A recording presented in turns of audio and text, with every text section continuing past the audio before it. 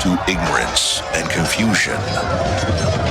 Three men arose from humble beginnings with a message of wisdom and hope for their troubled times. Three men who would eventually change the very face of humanity. But they were run over by a bus driven by a somewhat grouchy Keanu Reeves. So, here are some other guys. It's SongTalk Radio with Michael, Neil, Phil, and the gang. Welcome back to the show, folks. This is SongTalk Radio episode 270. Of course, this is the show with songwriters talking to other songwriters about the craft of songwriting. And this is the show where we share tips and tools and techniques and the cool things we have found. And together, hopefully, we all become just a little bit better at writing songs. Maybe today we will learn at least 5 new things. I'll be counting. About writing good songs. Tonight, I'll be hosting. Keep track at home. Phil Emery. And with me, as usual, are the very dedicated members of the SongTalk Radio Action Team. Mr. Neil Modi. How you doing, Neil? Oh, pretty good. Feeling very well composed tonight. Yes, that's very clever. We'll get the joke in a few minutes. Yes, it's just an example of some of the fine humor you get here on SongTalk Radio. That's very good. That's very good. And Mr. Michael Proudfoot, how you doing? I'm all right. A little decomposing, actually. Oh, no. That's true, actually. You've had some nasty a little bit of surgery, but I'm Michael, recovering. Post-surgery. Right. I don't know if I'll ever play the piano again. Never did. Never did. And, of course, on social media, we have Rita. Yay. Hey. And the man on the board is Micah. How you doing, Micah? Hi, good. How are you? During the show, why don't you send your comments and your questions and recipes to @SongTalkRadio on Twitter.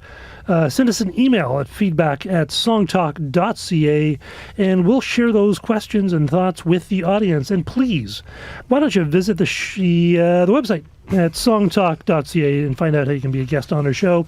And our guest today is, really excited about this, is a critically acclaimed composer for film and television, Mr. Matthew Reid. Thanks for coming on, Matthew. Hello, thanks for having me. Welcome. Great to be here. Did you have any trouble finding the studio today? No. Oh, that's good. No, there was almost a... what's that movie with the 13.5 floor? That being John Malkovich. Yeah, there's almost a little bit of that. The second floor floor, is a little bit of a half floor. It is an odd little floor, isn't it? It doesn't seem right, yes. But before we have normal ceiling height, so we can... That's true. I can hardly touch this. Yeah. So we got a couple of news bits. Michael, you had something? Newsworthy is just, every now and then I like to go on this internet. Yeah. And it's on computers now. Sometimes I have time. And one of the things I found lately that's very fascinating and good for songwriters is Rick Beato has a Everything Music YouTube series. And on this, he deconstructs a lot of popular songs using the stems and talks about what makes the song great.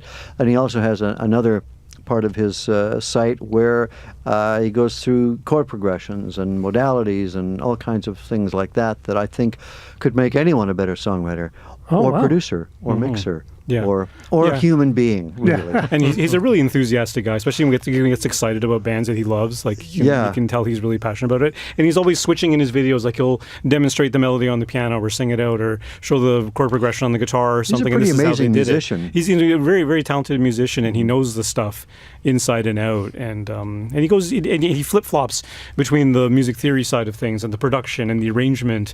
And his whole series is what makes this song great.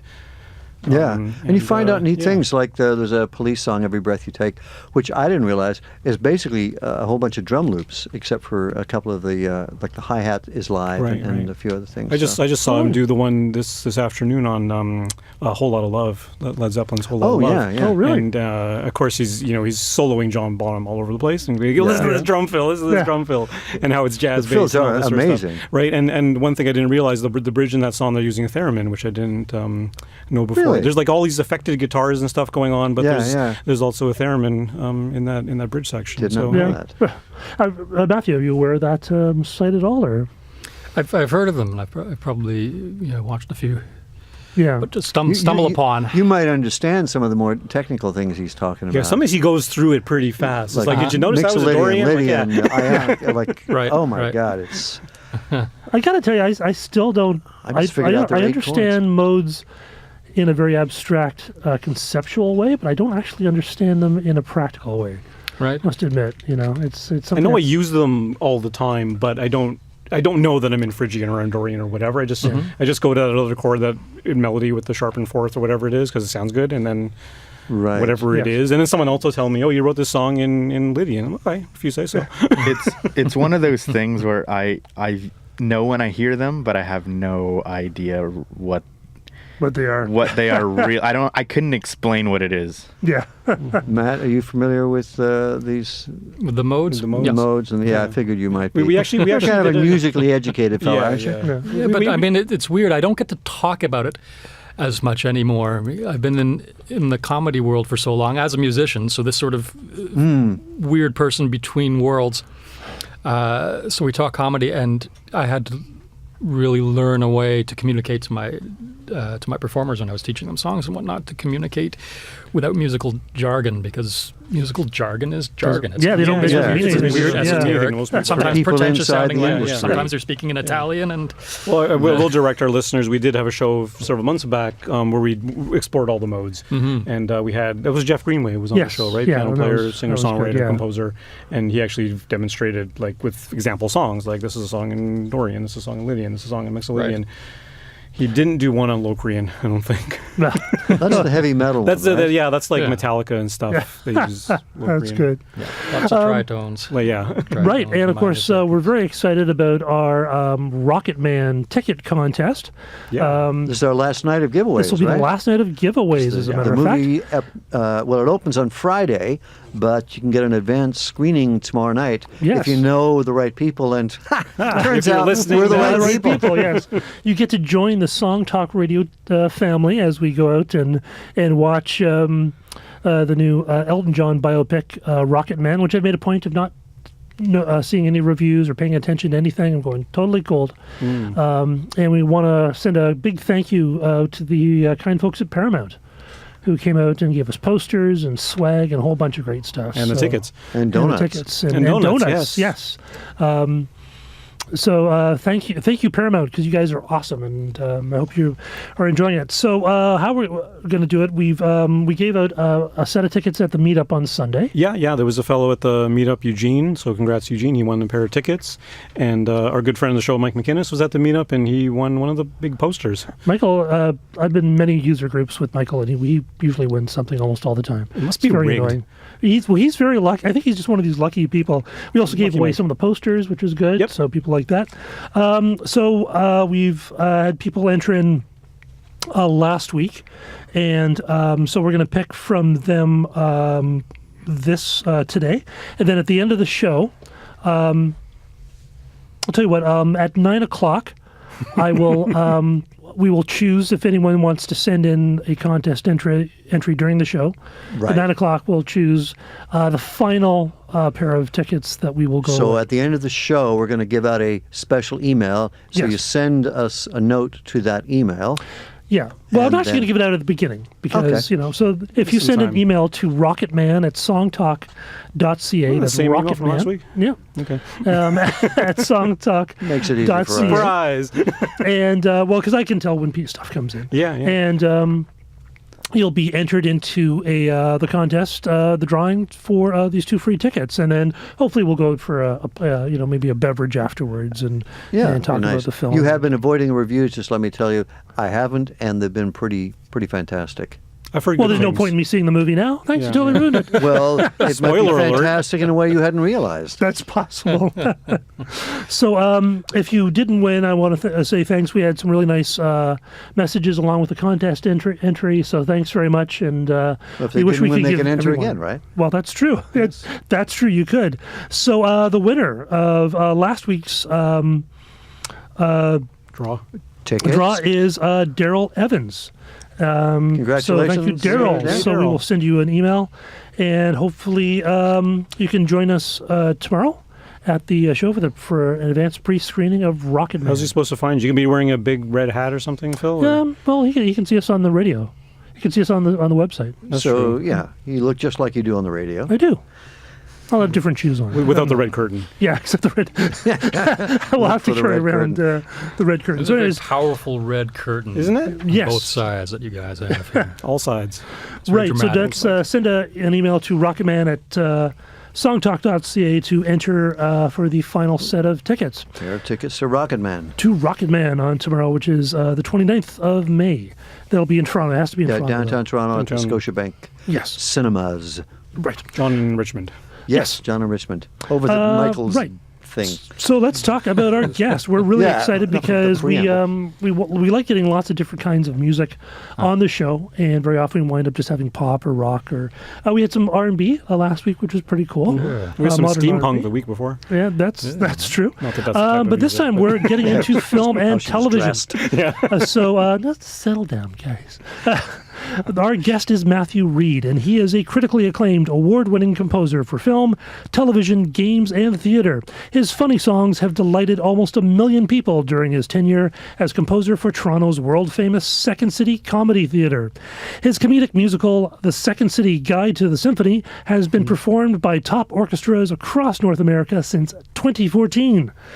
As a film composer, he recently won several awards as a composer, collaborating with Tim Burton's producer Derek Frey on the multiple award-winning film Green Lake.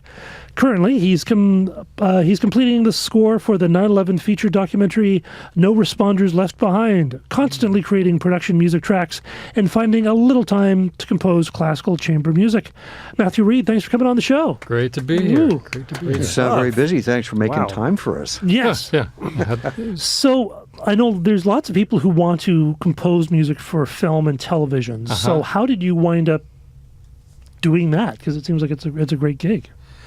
It's a sometimes gig. My main gig has been theater, so this was sort of on the. Oh. You get it, get it on the side. Interesting. Yeah. With Derek, that was quite fortuitous. He discovered my music in a music production library, because when I was doing my regular gig at Second City, sometimes if I wanted to do music on the side, I would write for production music libraries.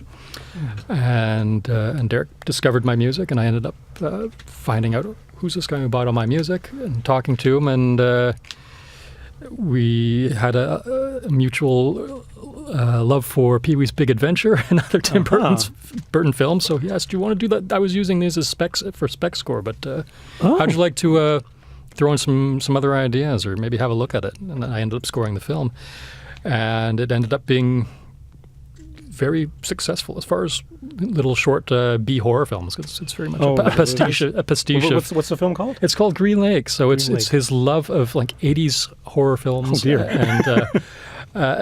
And it's very quirky. I'm sure. Oh, cool. Can we talk about, like, people say, scoring a film? What does that involve? It's like one of those phrases that I think has a lot more to it than we think. So what was does the that process? involve? How did you start and continue it? Did they give you the whole film and say, Yeah, do well, there something, or- was the film, and there were also a couple of songs in it. So performed by bands. So, okay. Which gave me the idea. I like the idea that everything in the score sort of makes sense. So the band had this haunting little melody, so I wondered if I could take that melody and make it a leitmotif throughout the film, cool. the way they do in film scores. So things come back. Right. So I would take that, I would reverse it, I would just sort of hide it within textures. So that gave me a lot to work with. Do you for a do bunch any of of that tracks. like character-based, like motifs based on the different characters? For this one, yeah, there were different. Darth Vader theme and all that sort of stuff. Definitely. Yeah. It gives you a lot to go with. Right. You think, okay, So- this character sounds like this, and you don't even have to like have people hit over the nose by No. here's this Yeah. person and this is their Yeah. theme very loudly and very Well, clearly. the person will play be a around cello. with that, right? Yes. Yeah. Yeah, it's Peter and the Wolf every Yeah. time. So what was the process? Was the film finished when you started working on it? It was or- mostly finished. So you yeah. got a rough cut of the film that Yeah. you would watch and I'd score watch and movements just sort of to, get or- into when I was at the theater, and I bring this to when I score films, the music would very much be a character. So I would very much be sort of acting the part of, I know it sounds sort of strange, but be acting the part of the music. So Okay. you're listening to the dialogue, so you're listening to those spaces. Here's where I can come in. Here's where I can be the canvas that they're just sort of sitting on. But it was a very physical experience in some ways, because like the actors on stage, you're very much in your body as well as in your mind when you're performing. Right. Did live to the players. filmmaker come at you with like, he wants a big orchestral score or something more jazz or something? He found me because he was looking for music that sounded like Bela Bartok, the composer who died in 1945, and one of the first the early modernists. Right. His music famously used in The Shining, for example. Oh, okay. Along with Penderecki. So he wanted that sort of sound, and no one on the music libraries really was doing that. Even if they're doing textural sort of horror soundtracks, no one was really doing that 1940s kind of weird counterpoint. So he ended up using a bunch for specs. So we talked about that, and then I started doing some other stuff, and he said, "Hey, this really sounds like Goblin. Can you? I'm digging that." And he was digging some other stuff that sounded like Penderecki, the very like tight clusters and little squeaking sounds, very avant-garde stuff of the 60s and early 70s. But interestingly, I got he's and this is a testament to a very good producer. He made me feel very good about every track I gave to him. His notes were always, this is fantastic. We're totally on the same page. Could you tweak just here and here? So I never felt like I've wasted my day, or that back to the drawing board. Right.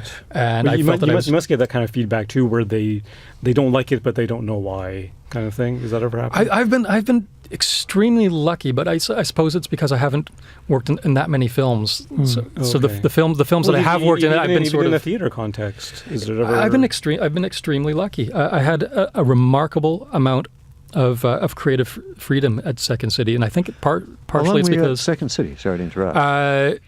From touring company to now since like 1999, and I did a couple of decades. Yeah, 2006 in with the Main Stage Theater, so 19 shows.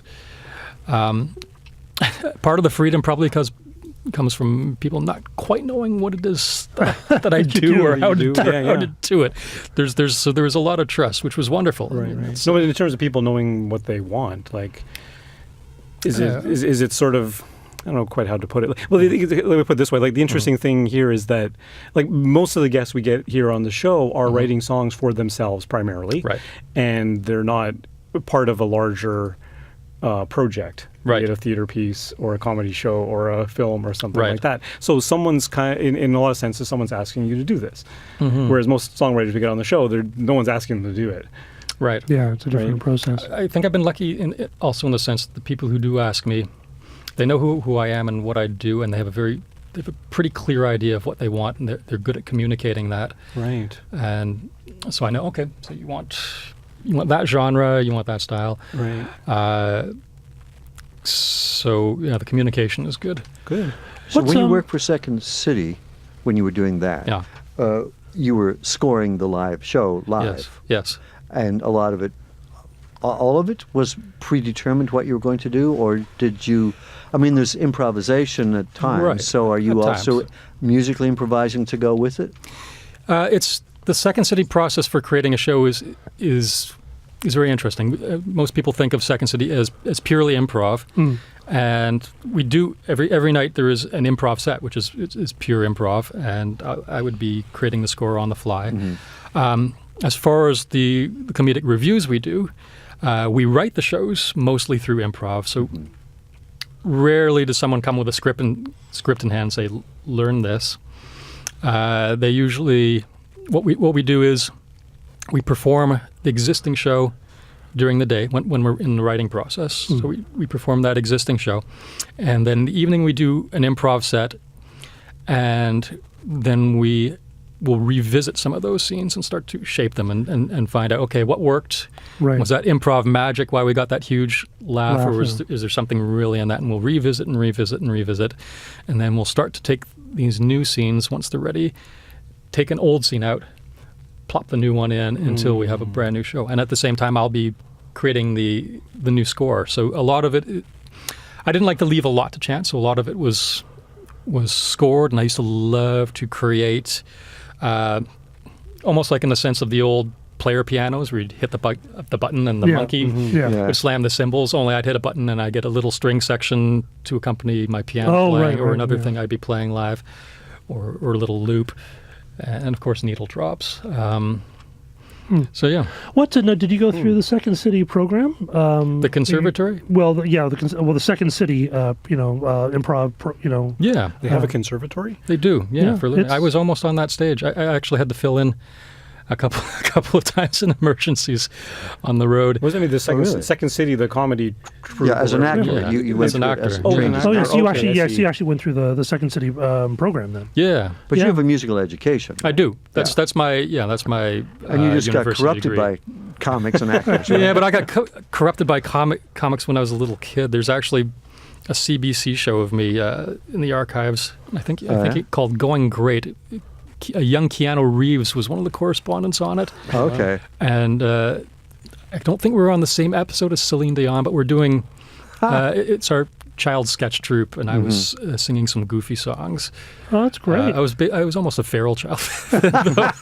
So I've actually been comedy. taking the I've been taking the Second City course, and it's a lot Yeah. of fun.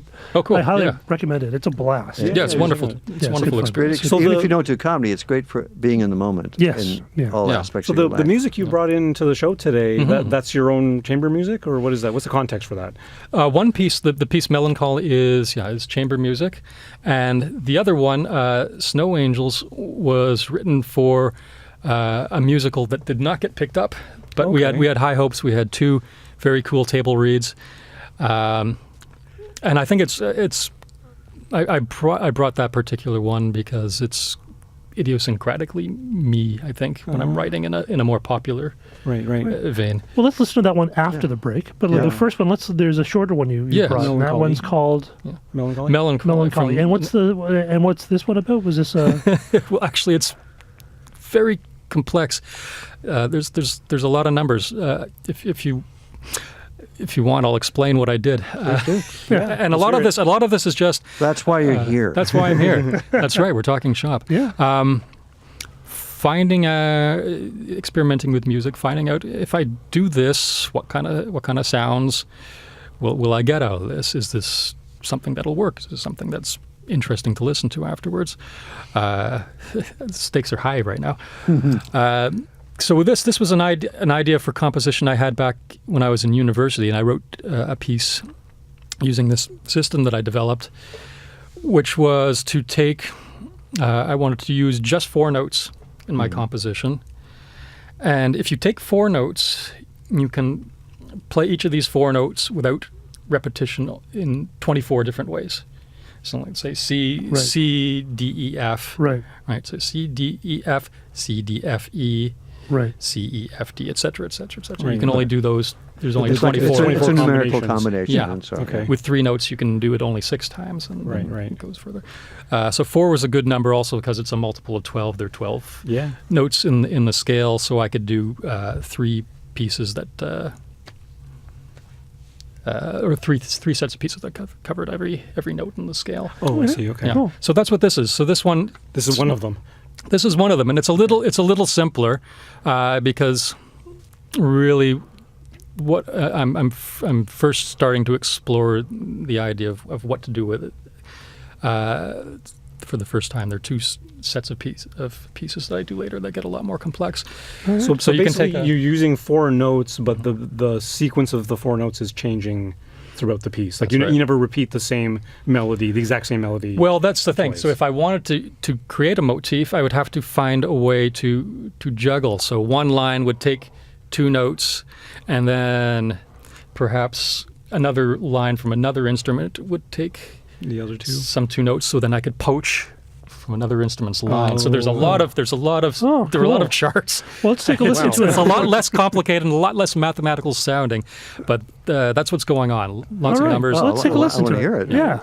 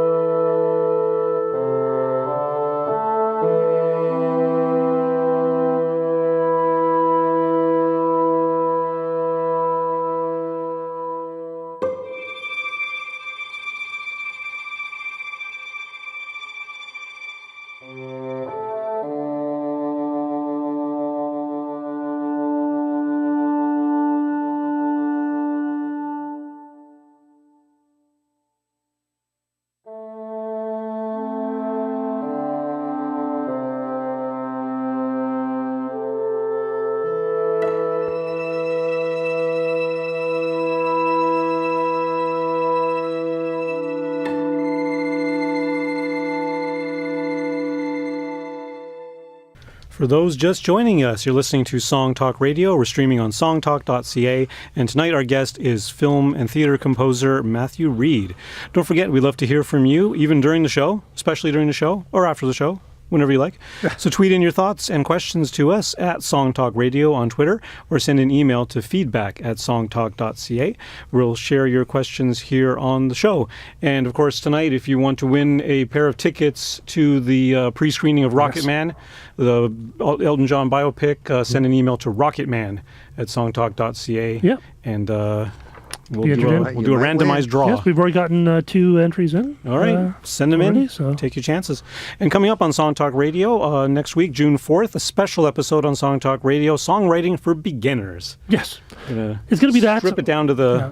Or it might be networking for musicians. We're not sure. One of those people. two. All right. Yeah. And June 11th, Richard Underhill will be our guest. He was the lead guy, or is the lead guy for the Shuffle Demons. Yeah. I suppose he's the band leader. For those of you who remember that there was a bus And- on Spadina Road. Yeah, that's right. Way back when. Yeah, the Spadina bus. Spadina bus Spadina song. bus. Now the song is just absurd.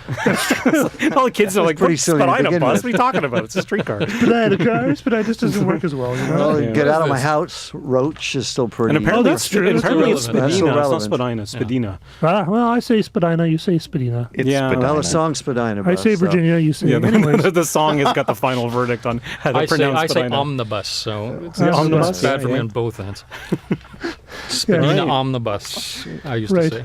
All right. All right. So Yes. let's talk about Melancholy. Yeah, Yeah. that was a wonderful piece of music. Beautiful. So that was just 4 notes. 4 notes. Yeah. And let's talk about the instrumentation of that. That was there was an oboe, and A clarinet, bassoon, violin, and cello. nice. Yeah. Yeah, you don't Okay. need much when you have. That's a non-conventional pairing of instruments. or group of grouping. instruments, is it? Yeah, it was. I mean, traditional chamber music is what? well, it can be anything. I mean, Can be anything? But you usually have, What is the definition? Just that it can fit in a small room? yeah, that it's smaller than an orchestra, just a few. Okay. Yeah, But it could could be fit in anything. a chamber of music that Right. can Yeah. be played. As opposed to a string quartet, pretty much has to be, or pretty much is always Strings. two violins, those the four strings, yeah, four two strings, violins, and fiddle, and viola cello. Yeah. Right. Okay. But chamber music is more flexible.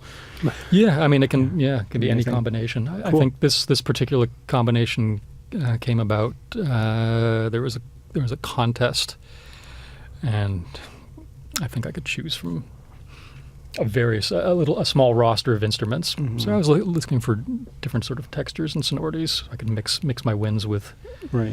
my strings and keep it kind of quiet too. Nice. Quiet sound. I mean, this is just a question about orchestration in general, but there's always a concerted effort when you're grouping instruments like that. You want to have something in the bass range, something that's a middle range instrument, something that's in the high.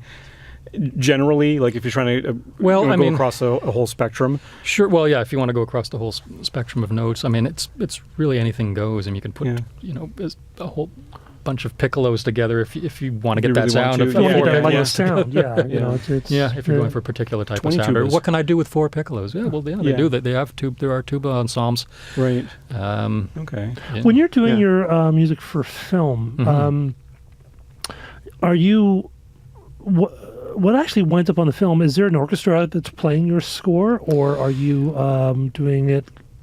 Doing it in the box? box. Doing it in the box. All computerized. Yeah.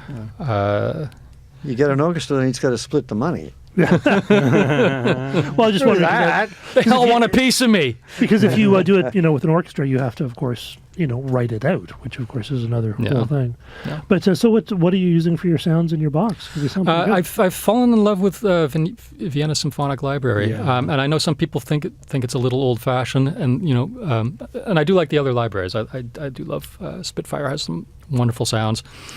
But I find even though I got VSL in, I think, 2008, that long ago, I can still really get music out of it. It's as an instrument, it can be very playable, expressive. right? It's Yeah. very playable. Yeah, and that's really the key. Yeah.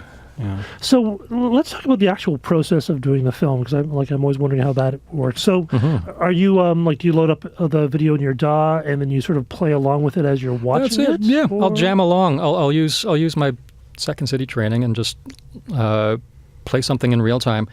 Is that generally on piano Yeah, to start with? Yeah. yeah, definitely. I'll create a piano score, and then sometimes I'll get sound colors will come to my ear right away. Oh, that's obviously that's a flute line. That's obviously Right. That's a bassoon. That's a contrabassoon. It's definitely a contrabassoon. Most things are contrabassoon. So you watch the Is that lower than a bassoon? Good rule of thumb. Yeah. Oh, it's a beautiful instrument. Yeah. This grinding, croaking. Yes. Yeah. So you're watching the video, Yeah. and you're playing on your keyboard Yeah. and recording it, obviously to MIDI, I suppose. Yes. So you're watching it, and at which point do you send this stuff to the director, or do you work with the director or the producer? I work with the director. Right. Yeah. At what point? Usually, yeah, it's depended. Sometimes I've done the whole thing, and sometimes it's been a piece by piece. Do you ever send the piano creation, or do you wait till you have some instrument? I've always I always get really zealous and almost create a finished project. Some people can't imagine anything other than that, right? The finished project. Well, they can't, like, if you give them a piano-based version of the score, you go, Right. but this will have strings here, and this will be the... Right. A lot of people It's would have really trouble hard. imagining that, where it's probably Definitely. easier. Or is it that, or is it in your own mind that, like, I'm not done with this yet, kind of thing? Like, I need to finish this before I send it off, at least as a Partially as a too. draft. Partially too. because you're still hearing things in your head that hasn't been sort of transcribed yet, right? Sure, definitely so. And yeah, to Mike's effect, yeah, it really helps them. They don't have to imagine anymore. It's right there in front of them. You don't have to explain. Oh well, it'll sound. You don't have to apologize or get defensive. It'll sound a lot better once I put this and this in there. Right. There's the famous story of John Williams performing the soundtrack of Jaws in front of Spielberg on the piano, and Oh, of course. Spielberg just thinks he's nuts. Yeah. Can you use more fingers? yeah. Well, it's true in a lot of, back in the day, like in the very early days of what I do, for a living, graphic design, you would actually just do what they called roughs, like marker renderings of pages of the design, and this is what you'd show the client, and the client would have enough sophistication to be able to look at, okay, these are squiggles, and this is kind of what it basically will look at, and Right. they'll take it out.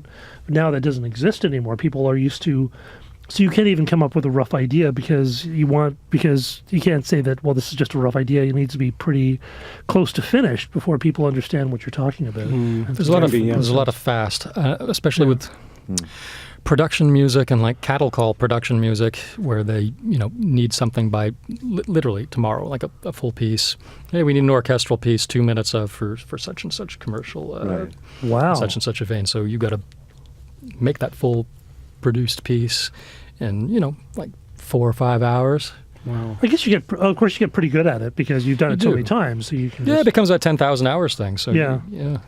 so it's, Go yeah, back it's- into your own stock library and go, oh, I got something that'll I fit got this. that. Yeah. Just take this note out. Yeah, exactly. All right, so you've gone through the movie and you've recorded your piano bits, and then you get to a point where you think, okay, that's close enough, and you start putting it into a full orchestrated piece of music. Yeah, well, I'll do my piano sketches, just noodling it. I like these. I like these melodies, and then I'll think sort of structurally how I can work with these in terms of chord progressions, or what chords will both work and be a little more interesting for me. okay. To sort of put my stamp on them, like what's my sound, and then which will usually take form of certain types of chord progressions.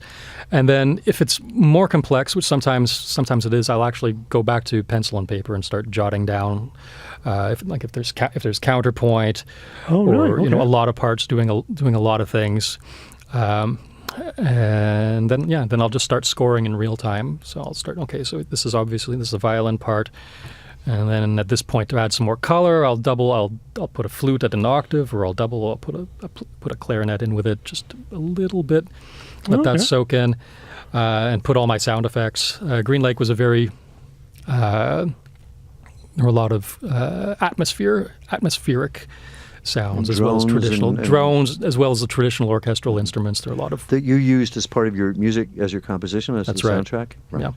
So that's, is that something normally what a film composer would do, or would some of that stuff be done by the post-production sound audio design? people?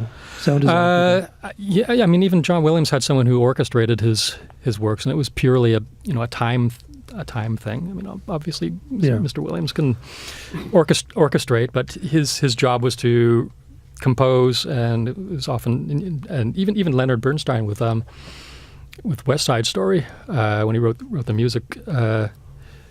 Who was it? Sondheim that orchestrated? I can't remember. Really? Obviously, Wow. Bernstein's a brilliant composer, so he had plenty of notes. But it was just the way things were done. And I think part of it's the time constraint, and part of it Is it because this is how that things are done. process is a little bit on the mechanical side? Like it's orchestration? It's not Is just orchestration really just deciding what instrument is going to take on what Yeah, part? but or would the orchestrator actually introduce a counter melody or something like that? No, that would be more in arranging. So the orchestration Okay. would be literally the way they color it. Okay. Unless they're hiring an arranger to do it too. But it didn't used to be that way, because the composer, obviously, a composition was through composed. Beethoven, Mozart. Before we had VSTs. Yeah. I think they were But they on would- Amigas. Yeah. They were on But Commodore these were finished ideas. Yeah. And I don't know. I don't know how the classic, like the old Golden Age Hollywood composers did it. I should read about their process, because they were classical composers, guys like Korngold, Bernard Herrmann, Max Steiner. I don't know if they needed an orchestrator just to speed things up too, because obviously it's a lot of music for a motion picture. Oh yeah. Or not that much at all, surprisingly. You realize, it's only depends on- 20 minutes of music repeated again. Now, do the pieces? One long drone. Because I've heard a lot of times the editors will edit, because you're looking at a somewhat finished or in progress edited film, that they actually use like sort of music to cut to. Like Is that temp tracks? Yeah, they call them temp tracks or tracks. scratch tracks. Yeah. Now, do you have to sort of work with those scratch tracks and then try to? Well, the wonderful thing with this one is most of the scratch tracks are mine. So it's like, right, something like Taken from you your would production. write. Something like you've already done. Yeah. And some were like some Bartok tracks. So it was right up my alley. It's like, oh God, yeah, give me more of this. Well, because of course that helps. Some people don't like that, but in a lot of ways it helps you understand what they're thinking. So at least you have some idea that if you're going to go completely off in a completely different direction, that you know you're going from a completely different direction. Yeah. In fact, the soundtrack to 2001. Yes. That's actually the cutting music. Yes. They Jerry actually, Goldsmith's track was it's very different. true, isn't it? Yeah. and he actually got fired, and he said it was the first time he got fired, and then he realized every composer gets fired from a film at least once, Yeah. and when it happens, that just means that you're a film composer. It's okay. Officially. But that was the cutting music, and It was so unfair, perfect. because you can't compete with Richard Strauss and with Ligeti for creating those otherworldly sounds. Yeah. Mr. Goldsmith's score is great, but it sounded a little old. I was listening to it just recently, and it sounded even old for 1968. Yeah. It sounded like it could have been written for a movie in like in the mid 50s. It was very much that musical language. So it's probably good that his score didn't come out as good as it is. Very very competent score. No doubt about it. But what we have But for a that movie was so like that was so significant and otherworldly. Yeah. It needed big music. Yeah, But it's hard to find that temp score unless you're the kind of director that really understands how music works and really understands how music works to picture. Yeah. Because most temp scores are quite imperfect, because there'll be a clash with the picture, the music and the picture. Because they're will not clash. really scores. They don't follow the No, dynamic of that's the right. scene. It's just for a general idea, Yeah. right? Speaking of that, so the film scores, like you're putting in, are you also called upon to emphasize or emotional moments or beats like that as well? Has that been part of what you? Definitely. Because I remember a film that I did. Yeah. There was a moment with the character. He just slightly opened his eyes, like a bit wider, but it was significant.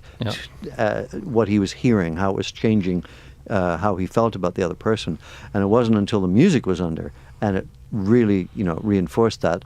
Then I just remember watching that film get made, and after the music was put on, it was clearer. Like it looked like the picture was brighter. Well, because I think also with as music, sometimes you can kind of push the emotion. Definitely. Definitely. And like sometimes John Williams. Yeah, well, he actually sort of leads. He kind of sets you up to play, to feel certain ways, or sometimes it could be emotion. a little bit afterwards to sort of reinforce after the hit. I mean, it's a very subtle. There's always a danger of overdoing it, isn't there? Of course, there is. Yeah. Yeah. There's been some soundtracks. Someone like Walter Murch, who edited a lot of Coppola's films and did The Godfather, and his preference is to have the music come after the scene. So, like something significant, like if you see the assassination scene in the when Michael Corleone shoots the two people in the Italian restaurant. Spoiler. There's no there's no music until he leaves, and then there's kind of like this moment for you to kind of feel something afterwards, but it doesn't tell you how to feel about it during the actual thing. We got a tweet in from Sharon about West Side Story. She looked it up. West Side Story was orchestrated by Sid Ramin, Ramin, and Erwin Kostal. All right. Lyrics by Sondheim. Lyrics by Sondheim. There you go. Thank you, Okay. Sharon, on that. Shall we hear That's the kind of second contribution we piece? like from our audience. That's right. Not the threatening letters. That's Or right. the lecturing ones. Oh, yeah. lecturing ones, Or the yes. hectoring. Right, let's listen to this this one. This is a piece that you've done for a film, is it? This was for a musical that was based. It was a parody of Fargo called "What the Fargo." Was it a second? So it's like comedy music. No, it was independent. A friend commissioned me and my comedy partner Sean Browning read along with Browning, we were called. So we wrote this in 2013, I think, and this was a rare. It's a parody of the Coen Brothers, so it's even more.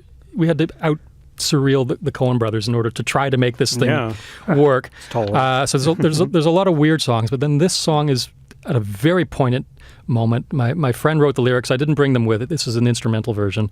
But so there are lyrics that go on top of this. There were so the melody is aping the lyrics, aping the words. But my friend is a lovely poet, Mr. Browning, and so this is a little out of character for the whole piece, but It's like a lesson. kind of why I like it. What's it called? It's called Snow Angels. Snow Angels.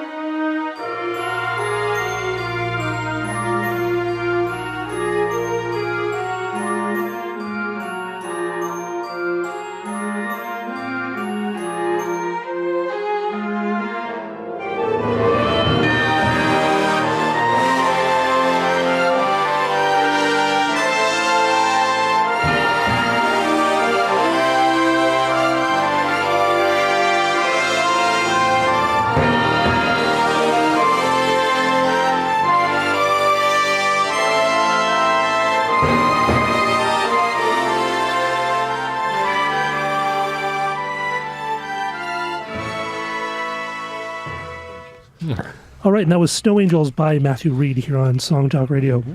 Yeah, that was beautiful. And you were talking about, that was the Vienna...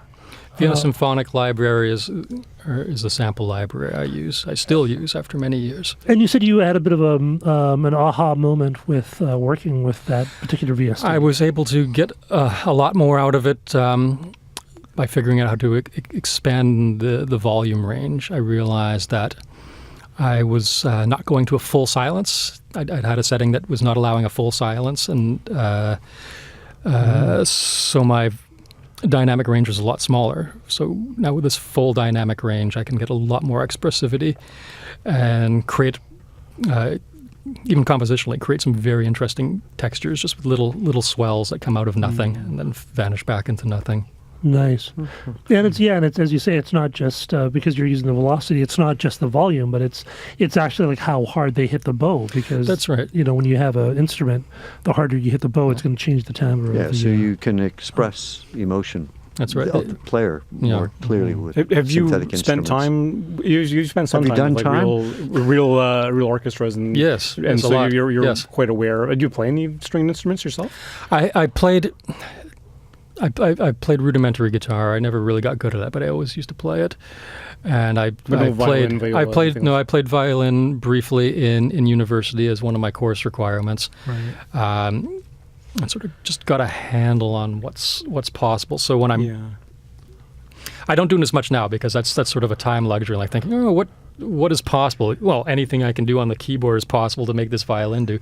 But when I was writing for the Toronto Symphony, all of a sudden the hard reality crashed in. Like, it's impossible to do that articulation on a string after doing this. So there's some things you have to of rewrite course. for practicality. So now, you have a degree in composition? In composition and music theory From U of T, the Faculty of Music. Yeah, right. Yeah, I learned the most important thing. I learned about music economy. To get the absolute most out of the absolute least. So. Right. Let's talk about that. That's a great concept. Well, that's what your first piece, Melancholy, was all about. Very much, right? and in Snow Angels as well. Just the ideas. You take your small ideas, and that first thing you lay out is what you develop. That's what you use. That's the kernel of. Mm-hmm. That's the seed of your piece that grows. Right. So you should be able to, if you're doing it very well and you're making yourself very happy, you should be able to justify every note that you put on paper.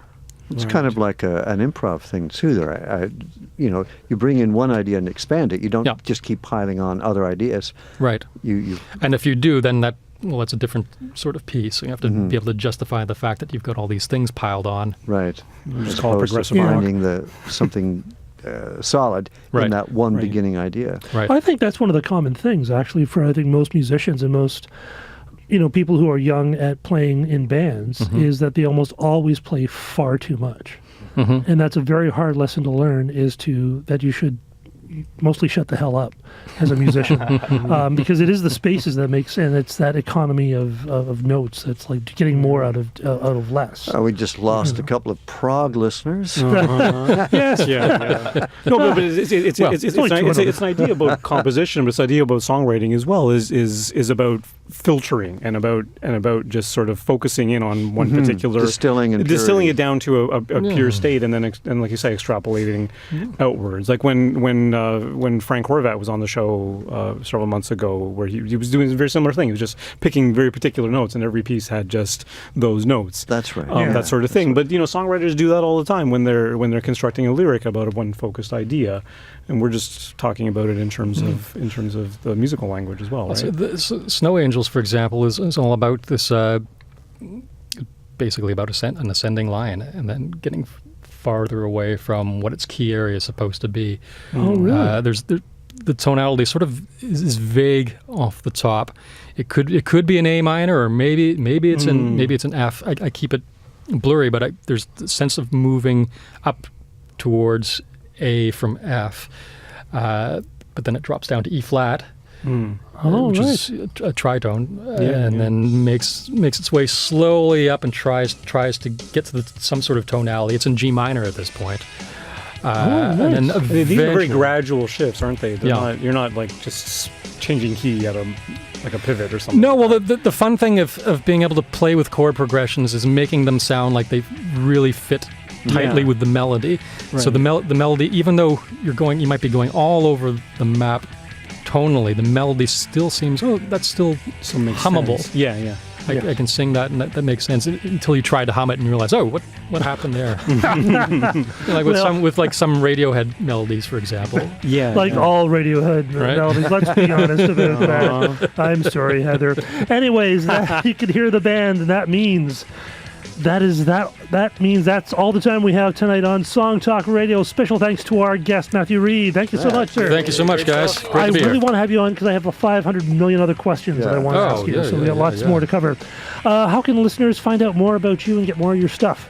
You can look me up on Spotify. I'm there. There's lots of stuff there to listen Under to. Matthew Reid? Under Matthew Reid. It's REID. REID. R-E-I-D. And 2 T's in Matthew, right? 2 T's in Matthew. All right. Because Matthews have 1 T. Is that a thing? They do, yeah. Yeah, just no 3 it's T's. a crazy world, Neil. What can I say? It's crazy. Why don't you send us your impressions via Twitter at SongTalk Radio? Send us an email at feedback@songtalk.ca, on Facebook and YouTube at SongTalk Radio, or stop by the site at songtalk.ca. Don't forget to subscribe today to the SongTalk Radio podcast on Apple Podcasts, Google Play, Stitcher.com, Spotify, the Podcast Addict, and just about every other place that has podcasts. And don't forget to sign up for the free newsletter at the website as well. You can find the links to all the products, books, and web services we mentioned here on Song Talk Radio on the resources page. And if you're in the Toronto area, why don't you join us for the next Songwriters Meetup on Thursday, June 20th from 7 to 10 p.m. at the Transect Club. Free to join on meetup.com and free to attend the meeting, and it's lots of fun. Sometimes you can win stuff. Stop by songtalk.ca for a link to the Songwriters Meetup. Thank you, Micah, for making us sound good. Thank you, Rita, for doing all the hard work, as always. And most of all, we'd like to thank you, the devoted listener. You can follow Neil at... neilmodi.com. You can follow... Well, you can't follow... No, Michael. you're not following me. How about Micah? How can they follow you? Jimmy Micah on Instagram. You can follow me at the Phil Emery on Twitter.com. And Matthew Reid, MatthewReid.com. MatthewCReid.com. MatthewC.com. And that's it. And send us an email to rocketman at songtalk.ca, and you can win shows to the contest. Tickets to the show. Contest Tickets to shows. the show. You need to film. To the screening. Tickets to the movie. Tickets to the pre-screening. Free. It'll be Something like that. It'll be almost as But fun you as gotta this. pay for your own popcorn. That's true. Okay. Good night, everyone. We'll Good see you night. next week. Good night.